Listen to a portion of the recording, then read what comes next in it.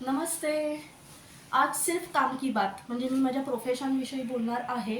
कदाचित ब्युटिशियननाही याचा उपयोग होऊ शकतो आणि ज्यांना स्ट्रेटनिंग, रिबॉन्डिंग, बोटॉक्स, केराटिन असे काही प्रश्न पडलेले असतात त्यांच्यासाठी सुद्धा हा युजफुल होईल. तर मागचे 15 वर्ष साधारण मी स्ट्रेटनिंग, रिबॉन्डिंग करते म्हणजे हेअर केमिकल करते आणि ज्या वेळेला हे काम आम्ही सुरू केलं तेव्हा यूट्यूब नव्हतं आम्हाला गाईड करायला की वेगवेगळे मेंटॉर आम्हाला छान छान टिप्स देतील असं काही नव्हतं. म्हणजे जेवढे आमचे गुरु शिकवतील तेवढ्यावरच आम्ही आमची प्रॅक्टिस सुरू करायचो आणि इतके वाईट वाईट अनुभव आले म्हणजे आमच्याकडे माणगावमध्ये तेव्हा मेहंदीचं फार फॅड होतं 15-20 वर्षांपूर्वी. तर वरचे वर मेहंदी लावणारे क्लायंट्स आणि मग त्यांचं स्ट्रेटनिंग, त्यांनाही स्ट्रेटनिंगची हौस असायची, आमच्याकडे अनुभव नसायचा.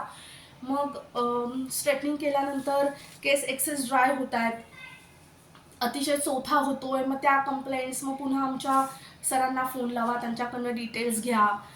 किंवा नंतर रेग्युलर हेअर कलर करणारे जे आहेत ग्रे हेअर्सवाले कस्टमर, त्यांचं स्ट्रेटनिंग केल्यानंतर एकतर एक्सपिरियन्स असा होता की शॅम्पू सेशनमध्ये तिचे ना फ्रंटचे सगळे केस असे गळून गेले मक्याच्या कणसासारखे. म्हणजे त्यावेळेला एकदम शॉक की आई शपथ आता काय करायचं असं झालं होतं. पण ती माझी मैत्रीण असल्यामुळे काही टेन्शन नाही, वाढले छान केस तिचे. तर असे खूप अनुभव घेत घेत आम्ही ही प्रॅक्टिस करत असतो. जशी डॉक्टरांची प्रॅक्टिस असेल ना तशी आमची प्रॅक्टिसच आहे. कितीही वर्ष काम करा आम्ही एक्सपर्ट होत नाही.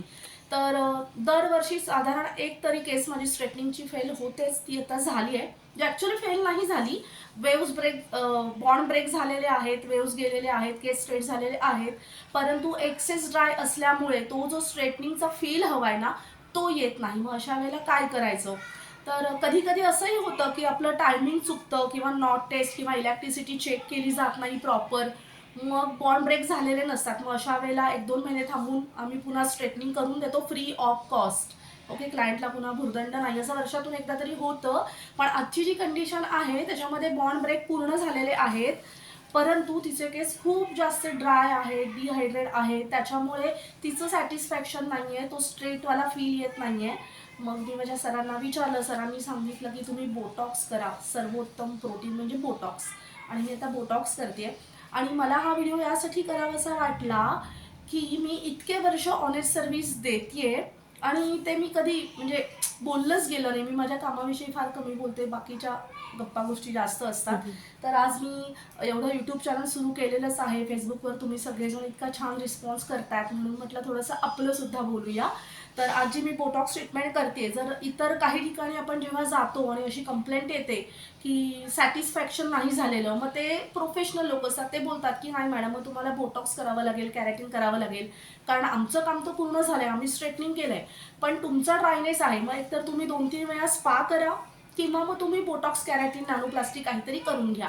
आणि असं म्हणून ते केलं जातं. इव्हन खरं जर आपण बघायला गेलं तर इतके ड्राय हेअर जेव्हा असतात ना तेव्हा तसंच ट्रीटमेंट प्लॅन केली जाते की आधी स्ट्रेटनिंग करायचं आणि त्याच्यावरच कॅराटीन किंवा बोटॉक्स प्रोटीन, म्हणजे सेम डेला दोन्ही ट्रीटमेंट प्लॅन होतात. तसेच डबल चार्जेस पण प्लॅन, जसं आपण म्हणतो ना की मुंबईत 12,000 घेतले, 15,000 घेतले, तर त्यावेळेला त्या 2 सेटिंग बरेचदा प्लॅन केलेल्या असतात की आधी स्ट्रेटनिंग आणि पाठोपाठच तुमचं कॅराटीन किंवा बोटॉक्स जी प्रोटीन ट्रीटमेंट असेल ती. त्यामुळे तो एकदम ऑसम वाववाला फील येतो. तर इथे कसं होतं, माणगावमध्ये थोडंसं बजेट इश्यू असतात. मग यावेळेला स्ट्रेटनिंगचा खर्च आहे तर पुढचा आत्ता नको, त्यामुळे तो ड्रायनेस आणि मग तो मुंबईवाला रिझल्ट येत नाही असं बरेचदा होतं. तर आजचं माझं जे थोडंसं गणलेलं काम आहे एक्सेस ड्रायनेसमुळे, तर ते मी रिपेअर करते आणि कम्प्लिटली फ्री ऑफ कॉस्ट करते. आणि दरवर्षी एक तरी केस अशी होते. आणि जिथे विश्वासाचा प्रश्न असतो, म्हणजे ही क्लायंट खरं तर दुसरीकडे करणार होती, पण माझ्या रेग्युलर क्लायंटनी भरोसा दिला की तू प्राचीताईकडे कर, आणि त्यामुळे त्यांचा विश्वास मला जपणं आवश्यक आहे.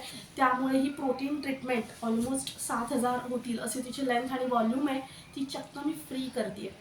आणि म्हणून मला हे शेअर करावं असं वाटलं. तर ब्युटिशियननी सुद्धा एकतर पहिलं क्लिअर करा की ड्रायनेसमुळे तुमचं स्ट्रेट लुक जो आहे तो तेवढा दिसणार नाही जेवढा इतरांचा दिसतो. म्हणजे ज्यांचे मुळातच हायड्रेट हेअर आहेत आणि छान शायनी आहेत त्यांना स्ट्रेटनिंग लुक इमिजिएट दिसतो, पण ज्यांचे खूप ड्राय आहेत त्यांना तो फील येत नाही. मग त्यासोबत तुम्हाला प्रोटीन ट्रीटमेंट करायलाच हवी असं आधीच कन्व्हिन्स करा, कारण क्लायंट सॅटिस्फॅक्शन जास्त महत्त्वाचं आहे. थँक्यू सो मच इतक्या पेशन्सनी ऐकलं माझं. आणि ब्युटिशियनलाही त्रास होता कामा नये, तुम्ही सुद्धा अपसेट होता कामा नये. म्हणून ज्यांना ज्यांना हेअर केमिकल ट्रीटमेंटची आवड आहे त्यांच्यासाठी हा व्हिडिओ नक्की युजफुल होईल. Okay, thanks for watching. धन्यवाद.